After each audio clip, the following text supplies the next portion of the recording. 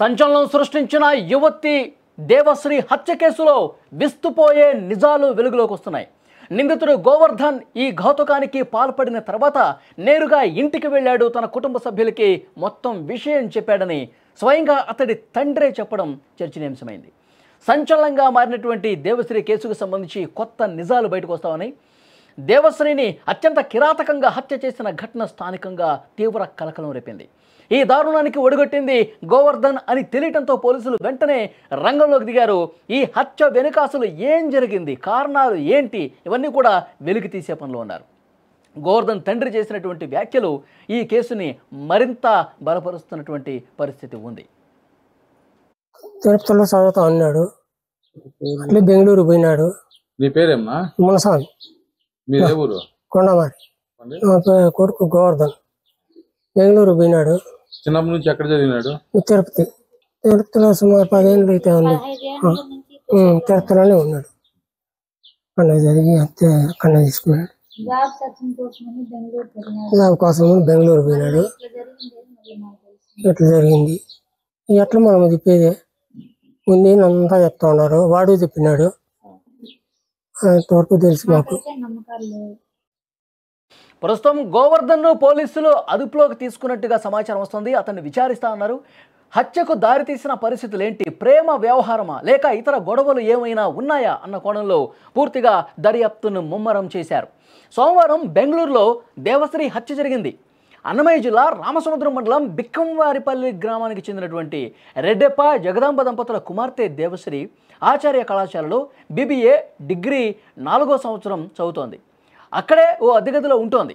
చిత్తూరు జిల్లా చౌడేపల్లి మండలం పెద్దకొండమర్రికి చెందిన గోవర్ధన్ ఆమెతో సన్నిహితంగా ఉంటా ఉన్నాడు. ఏమైందో తెలియదు కానీ ఆమె గదిలో గాయాలతో విగతజీవిగా పడింది. ఆమె తలపై కొట్టి హత్య చేసినట్టుగా మాదనాయనకల్లి పోలీసులు ప్రాథమిక దర్యాప్తులో కూడా గుర్తించారు.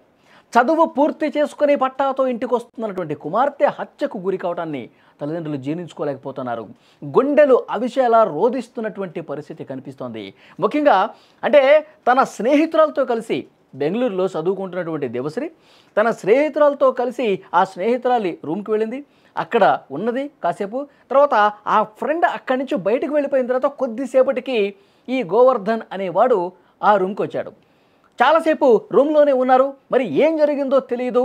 ఇద్దరు కూడా పెద్ద ఎత్తున ఒక గొడవ జరిగినట్టుగా తెలుస్తుంది. ఏదో ఒక విషయానికి సంబంధించి గొడవాడుకున్నట్టుగా తెలుస్తుంది. చాలా దారుణంగా తల మీద కొట్టి చంపేశాడు.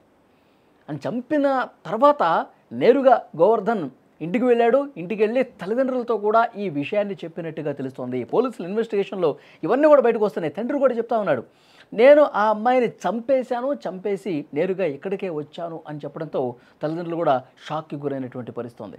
అసలు ఏం జరిగింది, వీళ్ళ మధ్య ఇంత గొడవ జరిగి చంపే పరిస్థితి ఎందుకు వచ్చింది అన్నది కూడా చూడాల్సినటువంటి అవసరం ఉంది. పోలీసుల ఇన్వెస్టిగేషన్లో అన్నీ కూడా బయటకు వస్తాయి.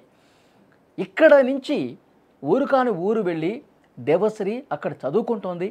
అమ్మాయి మంచిగా చదువుకొని పై స్థాయిలో ఏదైనా ఒక ఉద్యోగం సంపాదించి ఇంటి పేరు నిలబెడుతుందన్నటువంటి ఆశతో తల్లిదండ్రులు ఉన్నారు. అంటే ఆ దేవశ్రీ ఎప్పుడు ఇంటికి వచ్చినా సరే చాలా సంతోషంగా తన ఇంట్లో వాళ్ళతో, కుటుంబ సభ్యులతో, బంధువులతో, చుట్టుపక్కల ఉన్నటువంటి ఇరుగు పొరుగు వాళ్ళతో ఎంతో సంతోషంగా ఆడుతూ పాడుతూ కనిపించే అమ్మాయి ఒక్కసారిగా ఈ విధంగా హత్యకు గురైంది అని వార్త తెలిసి మొత్తం ఆ గ్రామం మొత్తం కూడా ఒక్కసారిగా షాక్ అయిపోయిందండి. అక్కడ ఉన్న వాళ్ళందరూ కూడా అసలు ఏం జరిగింది, ఎందుకు ఇలా జరిగిందో కూడా అర్థం కాని పరిస్థితి. ఎప్పుడు కూడా ఎవరితో గొడవలు ఉన్నాయనో లేకపోతే ఎవరితో ఏదైనా ఇబ్బందికర పరిస్థితులు ఉన్నాయో ఎప్పుడూ ఇంట్లో వాళ్ళతో షేర్ చేసుకోలేదు. కానీ ఉన్న పళంగా బెంగళూరులో ఒక గదిలో హత్య గావించబడింది అంటే దీని వెనకాల ఏదో జరిగింది. కానీ ఏం జరిగిందన్నది కూడా ఇప్పుడు పోలీసుల ఇన్వెస్టిగేషన్లో బయటకు వస్తుంది. గోవర్ధన్ అనే వాడితో ఎప్పటి నుంచి పరిచయం ఉంది, ఈ పరిచయం మామూలుగా ఒక స్నేహంగా ఉన్నటువంటి పరిచయమా లేకపోతే ప్రేమ వ్యవహారం కారణంగా ఉందా, అతను ఇంత దారుణంగా కొట్టి చంపడానికి రీజన్ ఏంటి, ఇవన్నీ కూడా ఇన్వెస్టిగేషన్లో బయటకు వచ్చే అవకాశం కనిపిస్తుంది. కానీ పై చదువులు చదువుకోవటానికి వెళ్ళినటువంటి అమ్మాయి ఇప్పుడు విగత జీవిగా శవంగా తిరిగి రావటం అనేది కుటుంబ సభ్యులందరూ కూడా తీవ్రంగా రోధిస్తున్నారు. గుండెలు బాదుకుంటూ కన్నీళ్లు పెట్టుకుంటున్నటువంటి పరిస్థితి ఉంది.